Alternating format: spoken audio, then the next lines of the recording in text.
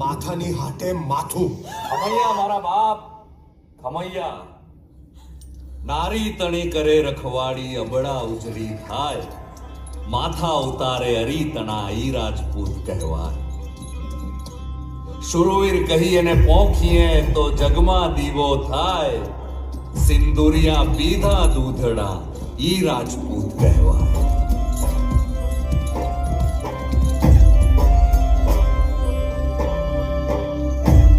મૂળે સોરઠનો, નામે અર્જુન બારોટ.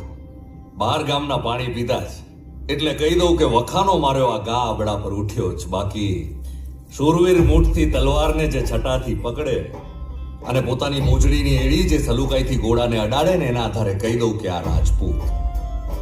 ને રણભૂમિમાં હાકોટા જે હલકથી લલકારે, એના આધારે કહી દઉં કે આ ગોહિલવાળા, ઝાલાવાળા, હાલાર અને આ કચ્છ કે પછી કાઠિયાવાડ. આ રાક્ષસોએ ધાવણા સોરુથી માંડીને ઘરડેરા ડોસાઓને ન છોડ્યા. કુંવારી કન્યાથી માંડીને માળાનો મણકો વીણતી માવડીઓને પીંખી છે. અમારા પંથકના શિવ મંદિરના પૂજારીને જીવતા બાળ્યા. આ ખીલજીને તો હવે એની ભાષામાં જ જવાબ દેવાનો છે. તો પછી બાપ એમનામાં ને આપનામાં ભેદ હું રહેશે? આ બાયું જવા દે.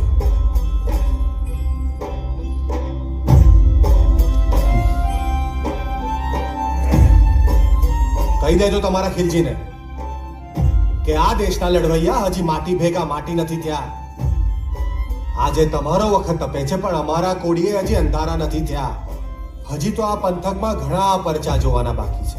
કેમ કે ચાંદાનું તેજ તો સૂરજ પાસેથી લીધેલું ઉછીનું અજવાળું જ છે. રંગ છે રાજપૂત, રંગ છે.